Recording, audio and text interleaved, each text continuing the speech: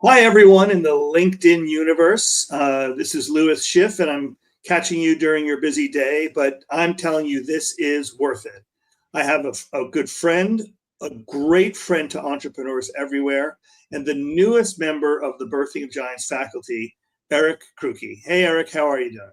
Doing great. So great to be here. It's a pleasure. So Eric is the full package, and let me share why.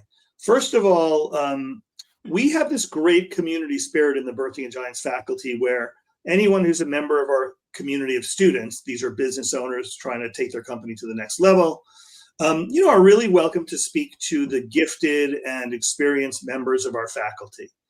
And what that means is that if you're a graduate of the Birthing of Giants community, you can say, I really want to talk to Eric about a problem I'm having or about a situation I'm in, or any one of our faculty. And they're so generous with their time, and they're busy people just like you are, but they make the time. And it starts with why we invite them into the community as faculty to begin with, which is that they're fans and heroes to entrepreneurs. And in the few months that Eric has been part of our family, he's just demonstrated that 100%. He's incredibly wise. He knows a lot about a lot of things, and he's generous with that wisdom. So he's the great package. The rest of the reason why he's a great package is we'll talk a bit about how he came to us. So Eric, tell us about your professional journey. And because we've talked about this before in the past, I know you're going to hit the highlights that I think are going to be really important to our audience. So tell us who you are and how you came to be this sort of wise provider of advice to the business owner community. Well, it starts with living it, So I lived the dream of serving entrepreneurs. I didn't know it was my dream and passion, but I found out it was. So I worked in two privately held businesses, both of whom we worked really hard to grow the value and scale the business. And as it turns out, in both cases, they both had successful transitions. And just being on those teams and running alongside entrepreneurs was just a fantastic experience. And I've been doing it ever since, and just enjoying the opportunity to do it within the Birthing of Giants cohorts and community. Well, so that's great. It's always incredibly valuable to have a mentor or a teacher who's, we call it been there, done that, which everybody knows what that means, seen the thing through to the end. There's a world famous entrepreneur, world famous business person that your path intersected with. His name is Warren Buffett. I think about these things a lot because there's not too many of those kinds of names where everyone everywhere says, A, I know who that is, and B, I think that guy's really smart. Yeah. And if one had to choose between sitting with the Oracle of Omaha himself, Warren Buffett, or sitting with Eric Krucke, I will be honest. I think most people would say they'd like to have that lunch at the Dairy Queen with Warren Buffett. But for those of us who don't get that opportunity, Eric is the next best thing. Because Eric had a chance to work under the Berkshire Hathaway umbrella and do some really important business and transactions. So tell us a bit about Larson-Juhl and the way your life intersected with Berkshire Hathaway. Yeah. So I joined the team at Larson-Juhl, and we were on a rapid pace for growth internationally at the time and had been doing incredibly well. And one of our key team members ended up with a chronic illness that required us to think about selling the business or selling part of the business. And so we went through a formal process to look at our options. And during that process, Berkshire Hathaway, Warren Buffett came up as an option. And so it's one of those things when you're asked, would you like to talk to Warren Buffett? Your answer should be yes. So we talked to him on a Monday, and literally on Wednesday, hands were being shaken on a deal together. And I mean, let's stop there for a minute because go one step back. You had hired an investment banking firm. You had hired one of the best in the world, right? Yep. Yeah. We had hired Goldman Sachs to help us prepare, and had done all the hard work to be ready for a full-fledged complete sale process that would include financial buyers and as well as strategic buyers. And and they basically preempted that with this suggested call. Well, that's important. I just want to, as a little side note, I've been talking to a lot of business owners who are being, engaged in some kind of transaction. And they have this moment where they say, should I or shouldn't I hire an investment banker? And I have discovered over and over again that their math and their decision-making matrix is a little out of whack. That they say, well, I'm going to pay this investment banker, but I already have 1 or 2 or 3 people who've already reached out to me. Why do I need to pay them? And they've kind of missed the whole point, in my opinion. I'm curious about your opinion. Yeah. I mean, it is great if they find you your buyer. That's great. Yeah. And the story they tell is they're going to run this process, which is going to be about soliciting a lot of buyers and creating an auction, whatever that is. And then they will help you negotiate the deal. And I find business owners these days saying, I don't think I want to spend the money, the extra 5% or whatever the deal is. Yeah. So your story is where you did hire a premier investment bank. Yeah. And before this, they did that elaborate process, which is how they would have, quote unquote, earned their money. They preempted it by saying, do you want to have this call? Right. And that was a good thing for you. Yeah, it was a great thing. And one of the greatest benefits of a relationship, I'll say, with an investment bank is there's not many places you can go to get a current, accurate market view other than an investment bank, because they're in market with businesses, particularly if you make sure you're talking to one that's in your space. They're in market helping businesses be bought and sold, and they know exactly what's happening. And there's really no other place you can go. So for us, being prepared for that phone call was the greatest benefit. And their insights started 12 months prior when we were interviewing investment banks, and we realized Goldman Sachs would be the right partner. And so they helped us see what good or great looked like. Yeah. And I think they did pretty well, considering we were able to sell to Warren Buffett. So it's more than just the negotiation and relationships. It's helping you have abundant clarity on what great looks like. So you end up selling to Warren Buffett, Berkshire Hathaway, and you stick around as a key member of the Larson-Juhl team, and you learn the sort of Berkshire Hathaway way. Yeah. What I'd love to do is ask our producer, Lauren, to pop up our slides, and we're going to I had just one of the best conversations of my life with Eric, where I shared with him what we teach at the Birthing of Giants program. We call it the 6 steps to a bigger business.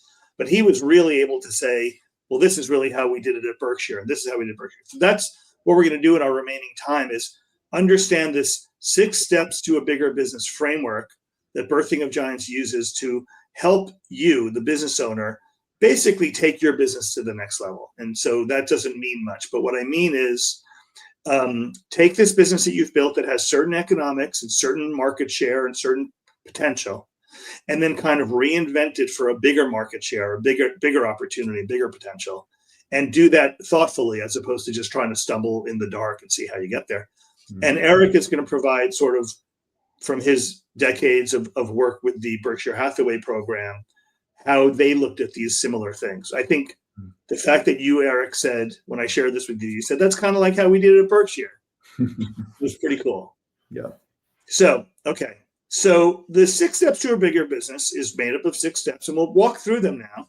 And but the point here is, every so often, I would say every 3 years, you have to go back to your marketplace and you have to say, we know the world has changed, AI this, or whatever technology, whatever tariffs, whatever it is, things have changed, needs have changed, and we can't just have the old way of delivering value that we did 3 years ago. We have to reinvent. Now, I would possibly make the case, I'd like to hear what you think, Eric. It's not even 3 years now. It's starting to feel like every year, year and a half. Yeah. That you kind of have to go back to your clients and say, your world has changed, the world has changed, the ways your customers access your product has changed, on and on and on. And so what are you doing now to deliver value to your clients? What do you think?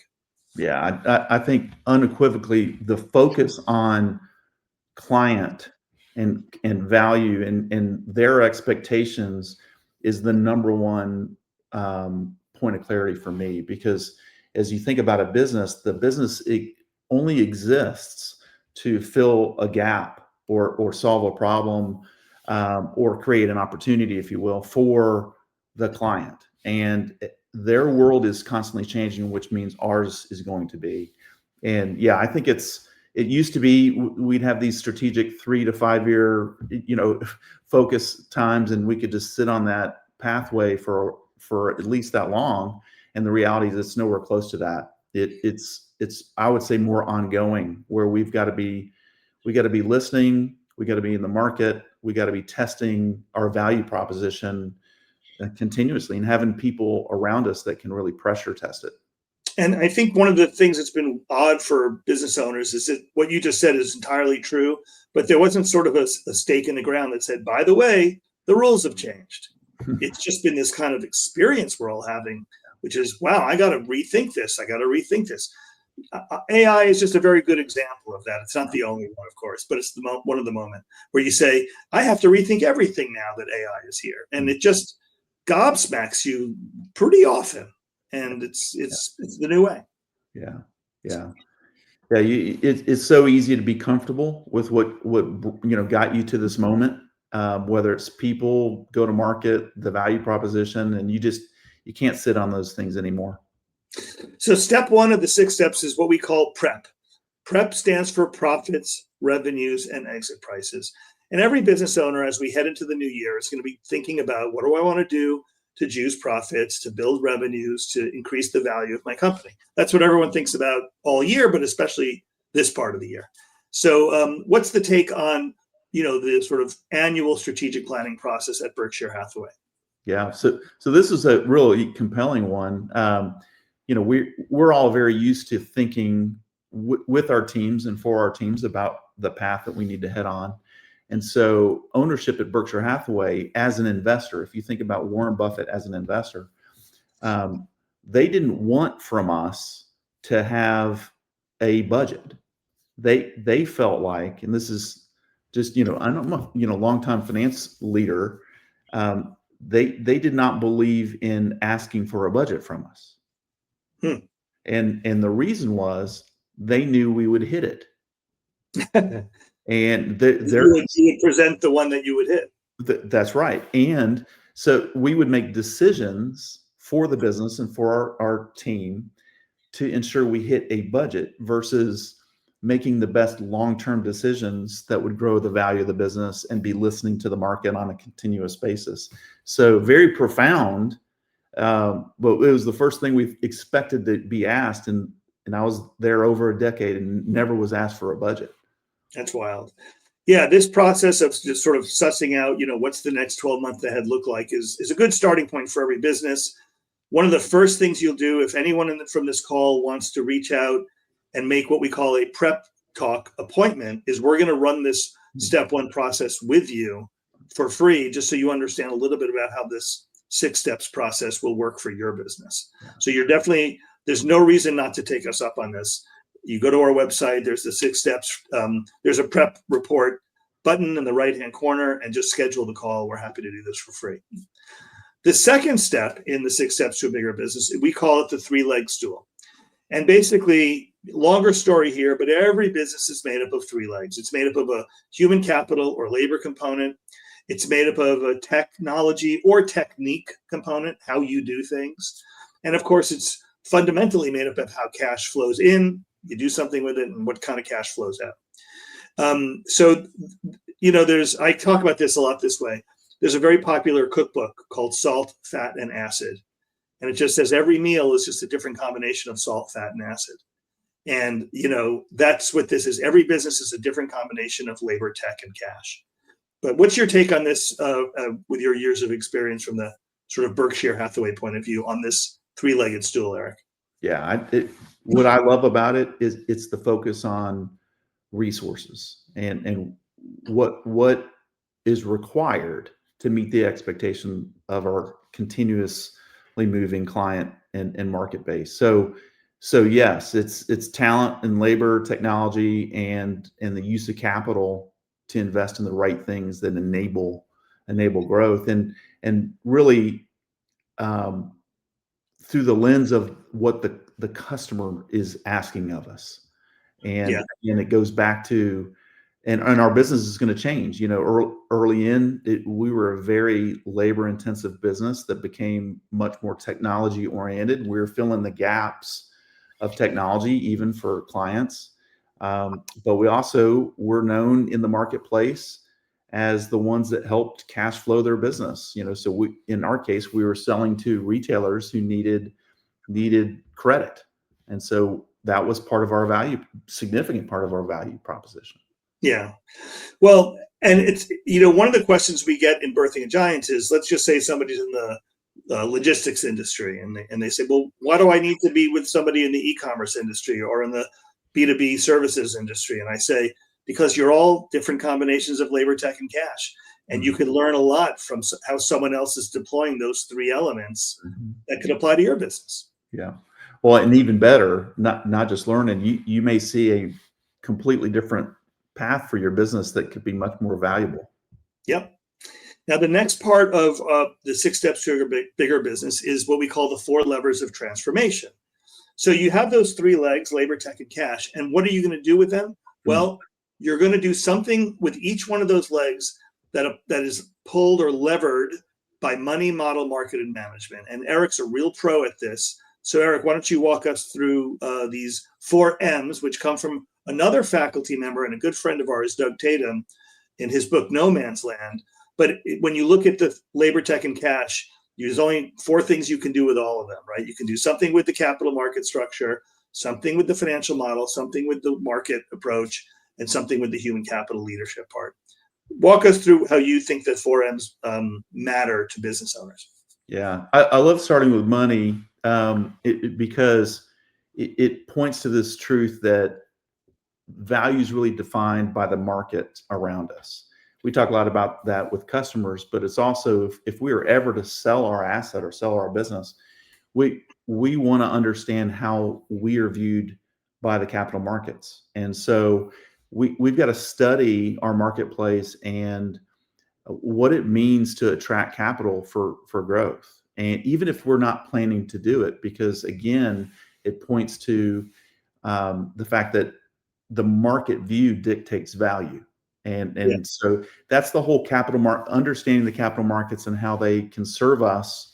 And at some point, should we have a transition, that we're well prepared for a successful transaction.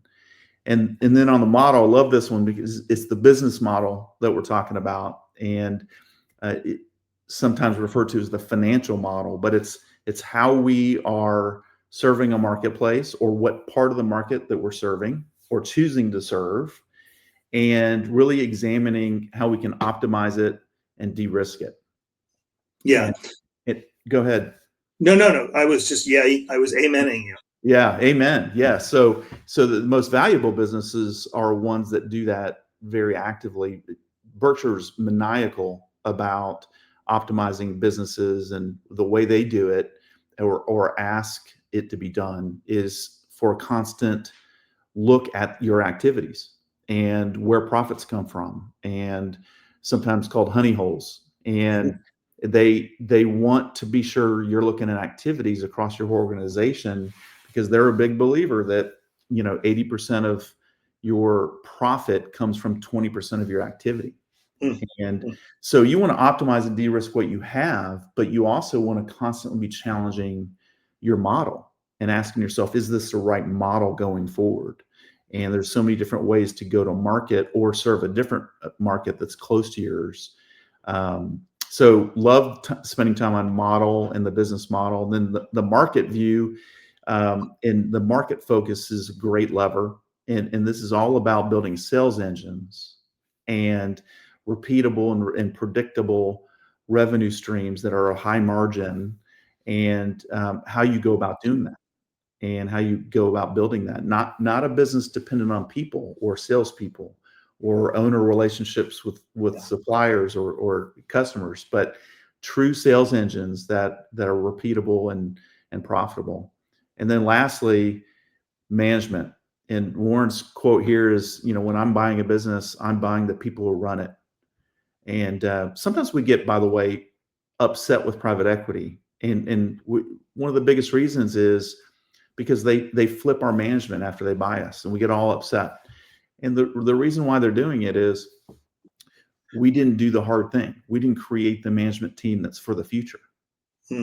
And we got to understand the value of your business is its future cash flows. And so our management team has to be strong enough, and in many cases been there, done that, for the future of our business, not who we were or who we are today. So, and I just want to make that point. Yeah. This is one of those thunderbolt moments for a lot of business owners. They say, I've spent 10 years building this thing. I want to sell you what I've built over 10 years. The buyer is saying, yes, but I need to know what it's going to do over the next 10 years. Love and that. it's a fundamental misalignment, not that it can't be realigned, but the most sophisticated sellers, owners of businesses that are putting themselves in the state of selling, are the ones who say, I'm selling this to somebody who needs to see where it's going, not just where it's been. Perfectly said. Yeah. Well, thank you for that. So then we'll go to step 4. And this is where you get into some of the sort of proprietary Birthing a Giant stuff. Is we have this pretty simple process, which is now aided by an AI platform. But basically, the way we look at it is all too many business owners spend too little time being strategic. And that's not a knock on business owners. I mean, every single day, there's people knocking at your door, your vendors, your clients, your employees, and they need something from you. And so it's very hard for you to get out of tactical mode and put yourself in strategic mode. In Birthing a Giant, we call it 1 year from today, which is exactly what it sounds like. Be very thoughtful about your 12-month plan. Now let's look back at the previous steps. What's your plan for profits, revenues, and exit prices? How will the 3 legs of the stool, labor, tech, and cash, have to be manipulated to help you get there? And how are you going to use money, market management, and model to do it? And it starts to make sense if you repeat it 100 times. But in our program, we're thinking 1 year from today. There's a good reason to think 3 and 5 and 10, but we're kind of 1 year focused. What's the Berkshire Hathaway take on how long into the future you should be thinking strategically, Eric? Well, I think the reality is we care about who we are from a long-term perspective, 5-10 years out, right? But the practical view of what our focus should be and what we're capable of visioning is much shorter. And so I love how we focus within Birthing a Giants on visioning what should we look like 1 year from today, and in particular, what are those specific 1 or 2 things, hopefully one, that the biggest, most impactful step that we can take to ensure we get there. Then the next step, which is step 5, is called strategy stacking. And this is essentially, we just talked about how you look 12 months into the future. So that's 12 months forward. And business owners love to, envision and dream and be creative. And so they're thinking 12 months out. But we have discovered that you also must simultaneously think about 12 months backwards. You have done things over the last 12 months, and what worked and what didn't work can be really important information for what you're going to do next. And we have this methodology that we originally called the Birthing a Giants benchmark. As we shared it with Eric and we learned more about it, we renamed it the Buffett benchmark because it's something that Warren Buffett practices. So what's the concept of the process of looking backwards and benchmarking in order to look forwards? Yeah. So this is critical because it allows us to, at a single point in time, understand largely our value and then think about the things and activities that have occurred over a short period of time, which should, hopefully be no more than a year, where you're looking back and learning what contributed to value and what detracted from that value. And that study, learning from the past so we improve the future and really invest towards the right things with time, resources, and most importantly, focus, which we tend to enjoy changing too often. That's the nicest thing you've ever said about business owners. So let's talk about the last step, which is outcomes. And sometimes I say, in truth, we should start here. It's the 6th step, but maybe it should be the first step. And what I mean is, outcomes are, what do you want to be when you grow up? You don't have to have some super dialed in plan, but you have to have a sense of an outcome. So in Birthing a Giant's terms, we call it small giant, big giant, giant exit. And if it's okay, I'm going to walk through just 3 examples of members of our community who have done this. So the first is Kim Lawton, and she went through our program. She works in the marketing sector, and she has 2 businesses, but one of her businesses is, has some structural problems that will never really make it attractive to a buyer, but it's incredibly profitable and incredibly successful. And what we call a small giant, a lot of people recoil at that word and they say, do you mean I'm supposed to stay small? Trust me, Kim's business is not small. In fact, the biggest business in our community, Graduate, he's got a $700 million business. But both of these folks, Kim and that his name is Bill, and others that run very large businesses, but they're small giants because they're not really worried about selling the business. If you're not really worried about selling the business, you don't have to play all those sort of capital markets games to make your business look right to them. So small giant is not small in revenues or profits. It's small in complexity. It's a keep it simple, stupid business. And so Kim, it's a profitable business. She takes the money out and actually uses it to start a whole other business that is much more scalable, much more viable. She definitely keeps things simple. So she keeps her costs low because she wants to maximize profits. Every decision she makes about her market is about profits. The really fun thing that we have to remember about Kim and other small giants is that they are the queens and kings of their castle. No boards of directors, no other owners to report to, or maybe passive owners. They just like to run it the way they like to run it. And again, Kim runs another business which is more matrixed and more sophisticated, but this one helped pay for it or incubate it. And one day she'll have to reckon with that. What did she build and what's she going to do with that thing? But not right now. Right now, it's helping her fuel all these other things she wants to do. So you could have a business like this and say, well, it's highly profitable. I think I'll start buying real estate or some other asset that will one day make you very wealthy. And this business fuels that. And we have folks in our community who hear all the talk about private equity and they say, that just doesn't resonate with me. In our world, we call it a small giant. And you still apply the 6 steps to a bigger business to a small giant. So if you know that's who you are and what you want to be, you still want to be thoughtful, strategic, and methodical about how you get there. Any thoughts to add there, Eric?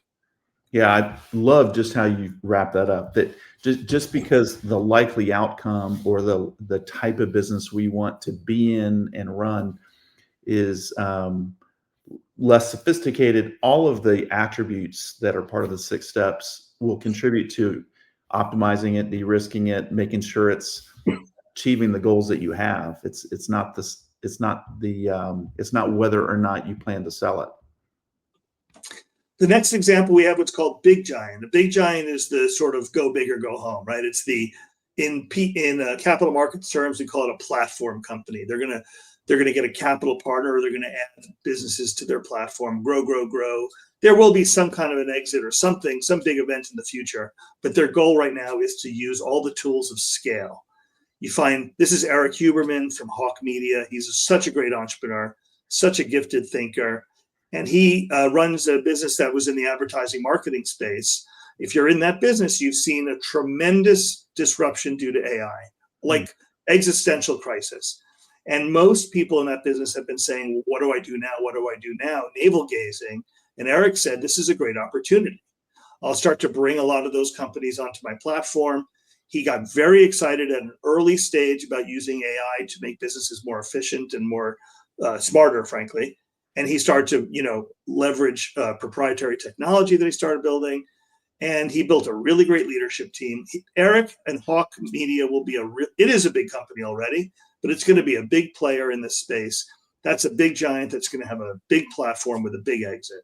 Now, what are you seeing these days in companies that are going the platform route, the big giant route, Eric?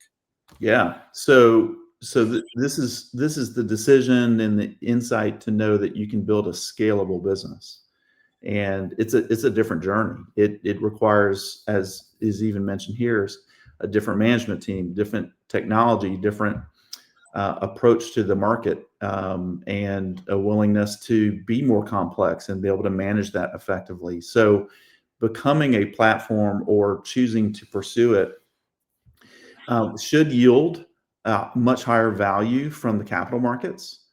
And every investor seeking an entry point to a new market, and think of a platform, think of a big giant as who they're betting on.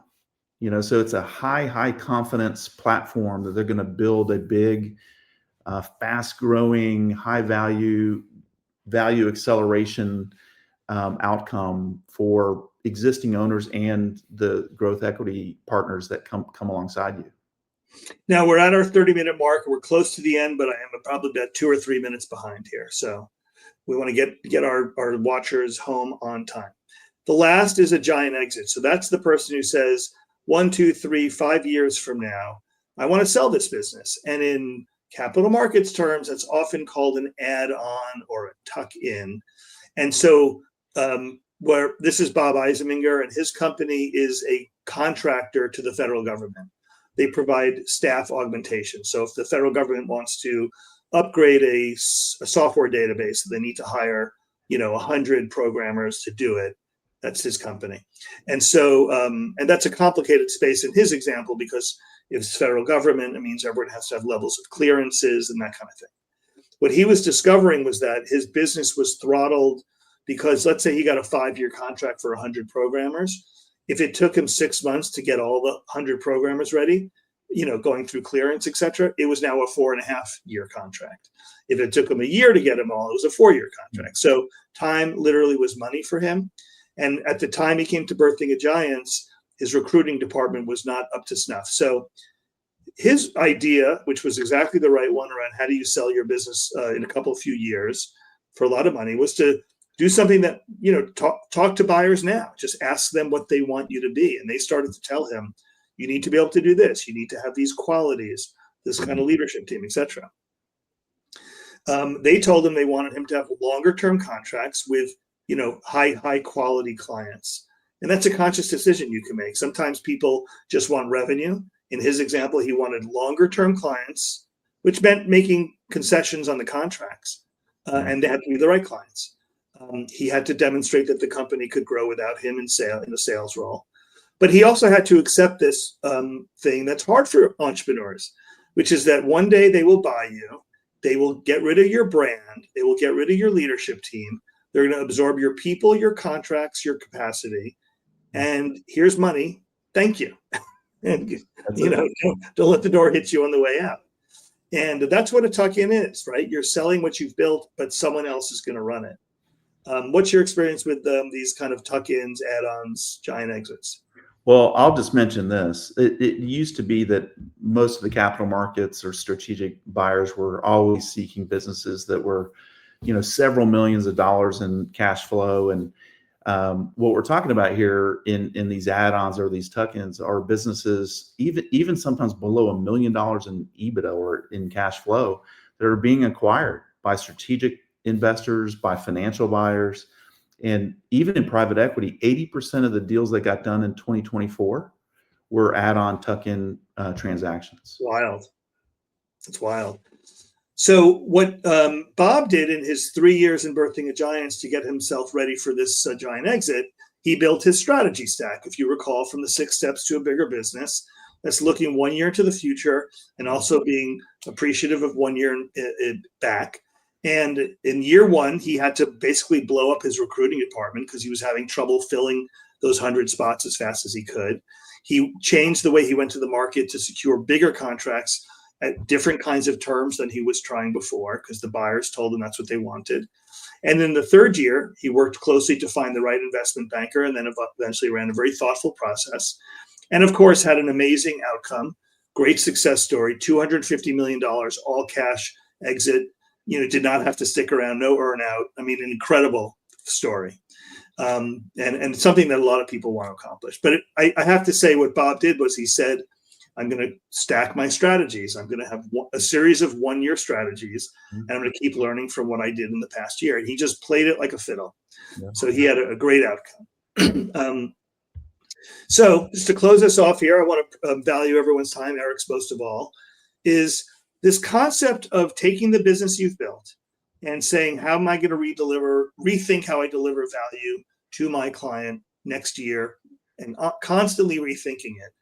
that is the skill of the future. I would argue, and I'd love to hear what you think, Eric, the purpose of a lower middle market business, the purpose of a $5 million to $500 million revenue business is to solve problems in the marketplace constantly. Mm-hmm. Even Apple can't sit on its laurels. Even, NVIDIA and Netflix can't sit on their laurels. But the small business, like the great feature of the small business is it can move faster Mm-hmm. and it can find the opportunities more quickly. And I think that's what the entire capital market ecosystem is looking for us to do, right? Figure out the next way to do things. What do you think? Yeah, I think all the data points to the truth that large corporate businesses are, like aircraft carriers, and the way they can shift at focus, and they rely on us, the middle market, lower middle market, SMB marketplace, to solve problems quickly. And that's why we're being paid as handsomely as we are for our businesses right now. And because they need us, and they need us more and more. Yeah. Well, thank you, Eric. I want to close by just saying the thoughtfulness of what you just said is, the capital markets, meaning potential buyers of our business, want something from us. Now, you don't have to listen. It's important to know that if you don't want to play the capital markets game, that is entirely your choice. You're the captain of your own ship. That would still be a small giant. This methodology would still work. It's also worth knowing that even if you're not on the market, your competitor is on the market. Your clients are probably going through processes like these. Your vendors are going through processes like these. Everyone's involved in value proposition transformation, and at some level to reflect what the capital markets is expecting of them. So it's a little hard to opt out of it entirely, but you can. The 6 steps to a bigger business is the methodical process for you to look at your business from all angles and go from prep to 3-legged stool to 4 levers to 1 year from today to strategy stacking to outcomes. But the best part of all, for those folks who want to take this journey with us in the Birthing Giants program, is that you get exposure to really thoughtful and genuinely helpful people like Eric, who have been there and done that. And I would say it like this: when you work with people like Eric and you go through a framework like the 6 steps to a bigger business, you'll get done in 1 year what might have taken you 3 or 5 years on your own. Everyone on this call who runs a business is a smart person, so they'll get there one way or another. But we'll get you there faster, fewer bruises, less wasted time and money. And folks like Eric, when they sit across from you and go through the 6 steps to a bigger business, they will be able to point out all the places where you can accelerate. Eric, what's your reason for being in the Birthing Giants faculty? What are you here to do? My number one thing is I love to see founders and entrepreneurs achieve more than they ever thought they could. That's amazing. That's great. And you are a great champion of entrepreneurs. Yeah. Thank you. Appreciate you, Lewis. Thanks, everyone. 6 steps to a bigger business, Birthing a Giants, and welcome to Eric Krucke. We're very proud to have him on our faculty as one of the great new members of our awesome, been there, done that faculty. Thanks, Eric. Thanks, Lewis.